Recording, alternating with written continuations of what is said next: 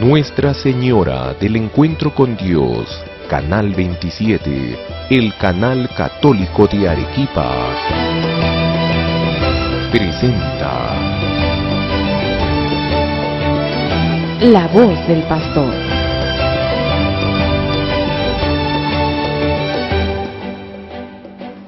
Queridos hermanos y hermanas, nuevamente juntos en La Voz del Pastor. Continuamos con nuestro estudio, nuestra contemplación y nuestra reflexión sobre los contenidos de nuestra fe, los contenidos de la doctrina católica que están condensados, digamos así, en este libro que se llama el Catecismo de la Iglesia Católica y que, como muchas veces les he dicho, espero que ya todos lo tengan a la mano. Como recordarán, hace unas semanas comenzamos a revisar los artículos del símbolo de la fe, es decir, lo que llamamos el credo, ese credo que recitamos, en que en realidad profesamos cada domingo cuando participamos en la Santa Misa y también en algunos otros momentos del año. El primer artículo, recordarán, al que dedicamos varias semanas, dice: creo en Dios Padre Todopoderoso, Creador del cielo y de la tierra. De ahí pasamos al segundo artículo: creo en Jesucristo, su único Hijo, nuestro Señor. Y a él le dedicamos las últimas semanas. Hoy día vamos a comenzar con el tercer artículo de nuestra fe.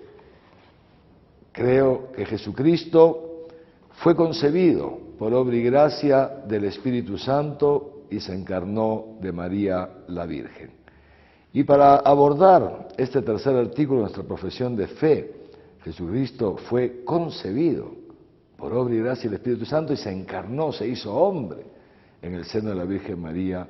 Para abordarlo, el Catecismo empieza respondiéndonos a una pregunta, a una cuestión: ¿por qué Dios se hizo hombre? Todos sabemos que en Jesús de Nazaret es la segunda persona de la Santísima Trinidad, el Hijo, el Verbo, que siendo Dios asume además nuestra naturaleza humana. ¿Por qué entonces la encarnación del Verbo? ¿Por qué Dios se hace hombre? Y fíjense ustedes, el Catecismo nos explica las razones, nos las va presentando poco a poco a partir del número 456. Y la primera razón por la que Dios se hace hombre, dice así: por nosotros los hombres y por nuestra salvación. Es la versión también del credo en su versión, digamos así, más amplia. Dios se hace hombre por nosotros, se hace hombre para nuestra salvación. ¿Por qué? Porque, como todos nosotros sabemos, a causa del pecado, nosotros habíamos sido, como dice el apóstol San Pablo, habíamos nacido hijos de la ira, habíamos nacido fuera de la comunión con Dios y habíamos quedado esclavos del pecado y de la muerte. Y entonces, primera razón, Dios se hace hombre para salvarnos del pecado, para salvarnos del poder del demonio y para salvarnos de nuestra muerte eterna. Y por eso, la primera consecuencia de esa encarnación del Verbo, la primera consecuencia de ese misterio pascual de Jesús, de toda su vida terrena, sin duda, pero sobre todo de su muerte en la cruz y de su resurrección, la primera consecuencia es que Jesús de Nazaret nos reconcilia con Dios. Nosotros hayamos estado enemistados con Él por nuestros pecados y Jesús paga por nuestros pecados y nos reconcilia con Él. Fíjense qué bonita esta cita que está en el número 457 del Catecismo, que corresponde a San Gregorio de Nisa, un gran santo de los primeros siglos de la Iglesia.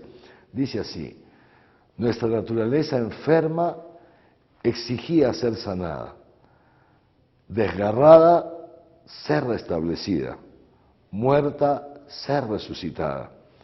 Habíamos perdido la posesión del bien y era necesario que se nos devolviera. Encerrados en las tinieblas, hacía falta que nos llegara la luz. Estando cautivos, esperábamos un Salvador. prisioneros, un socorro, esclavos, un libertador. Y aquí pues esa obra grande que Dios viene a hacer por nosotros, liberarnos de la esclavitud del pecado, sacarnos de las tinieblas del mal, resucitarnos de las ataduras de la muerte, liberarnos de las ataduras de la muerte. ¿Y cómo lo hace? Lo hace sin duda a través de su misterio pascual, de ese sacrificio redentor.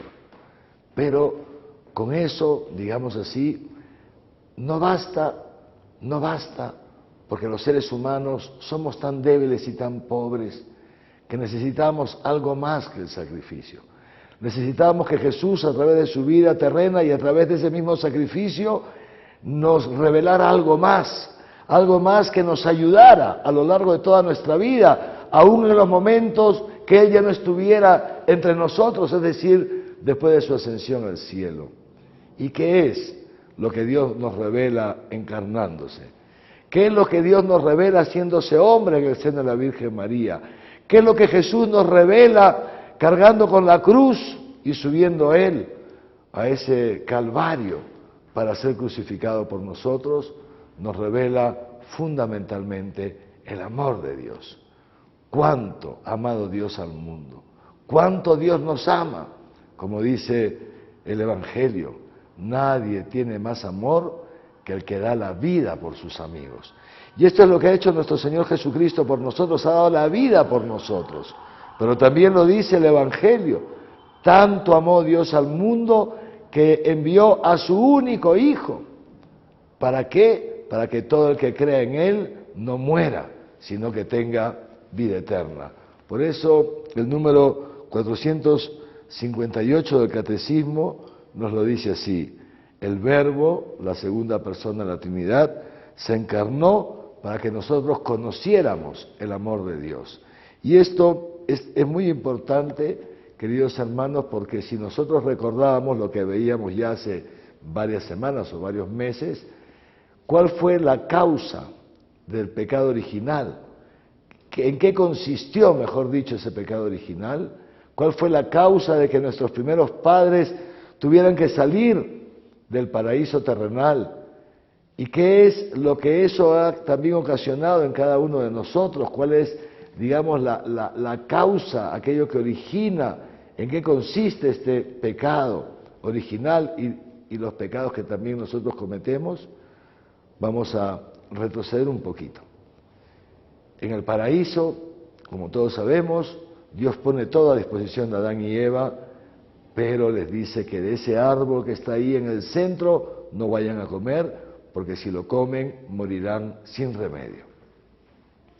Poco después aparece la serpiente, el llamado diablo, Satanás, seductor del mundo entero, mentiroso y padre de la mentira, y aparece con esa primera mentira, la mentira primordial.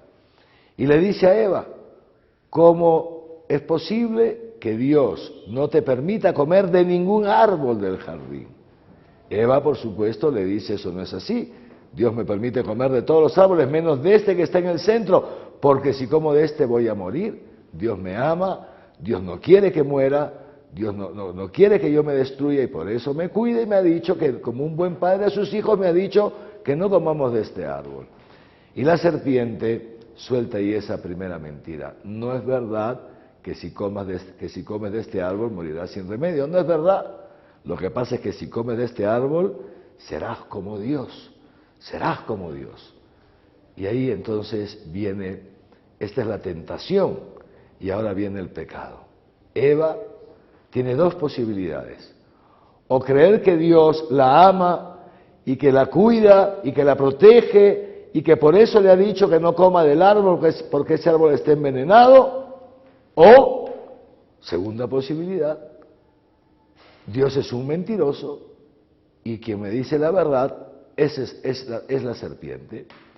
La verdad es que Dios no me ama y que por eso no quiere que yo sea como Él, es un egoísta.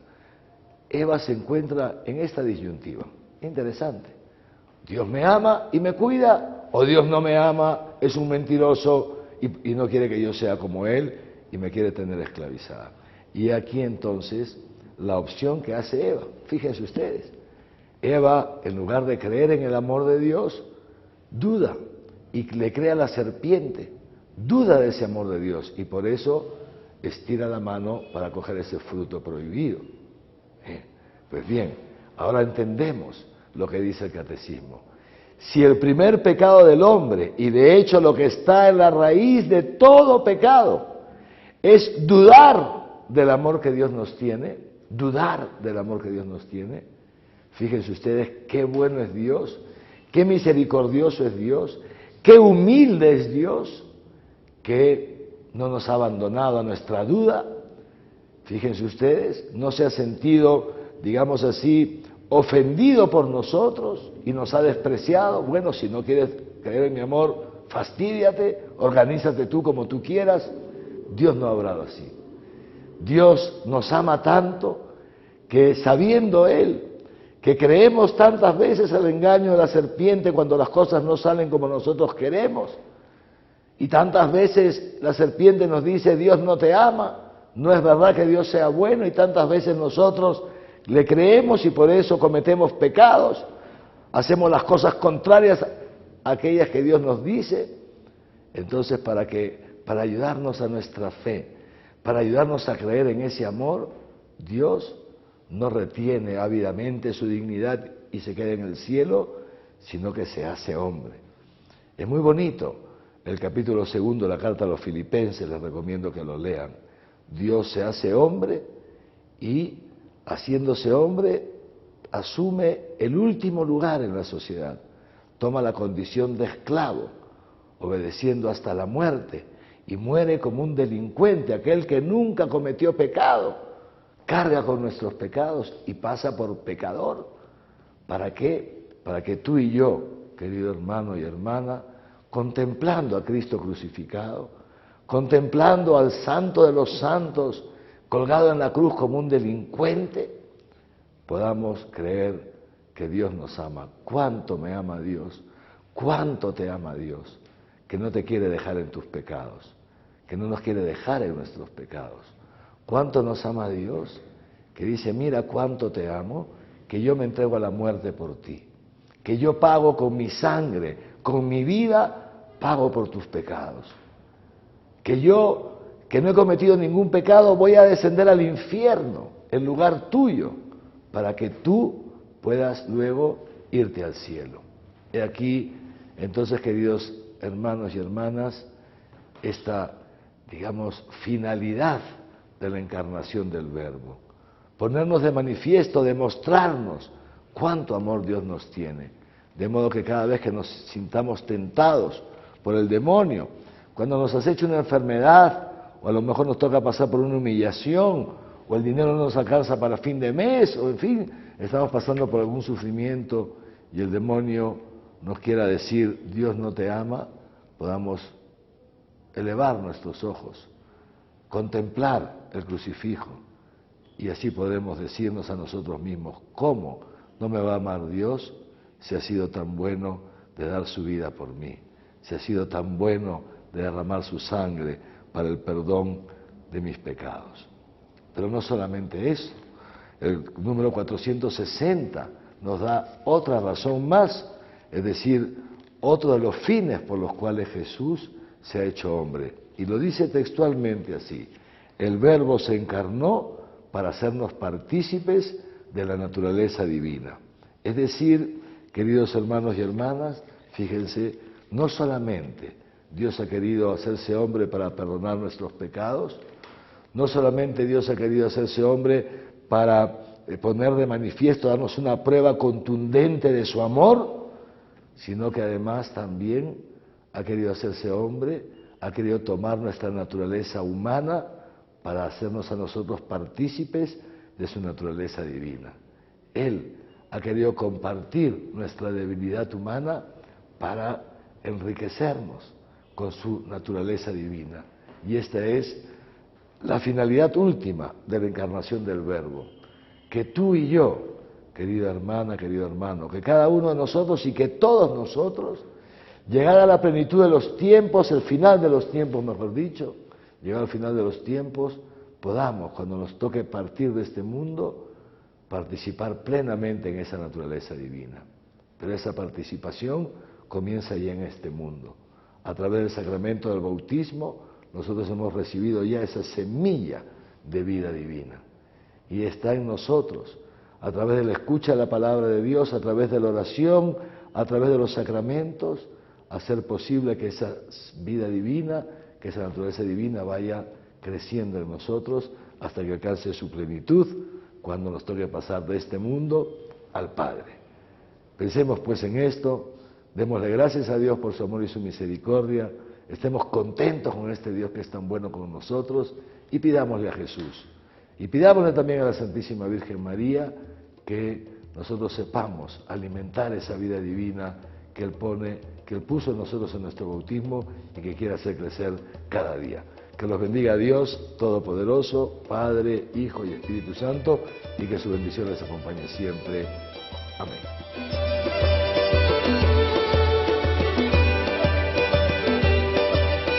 Nuestra Señora del Encuentro con Dios, Canal 27. El Canal Católico de Arequipa presentó La voz del pastor.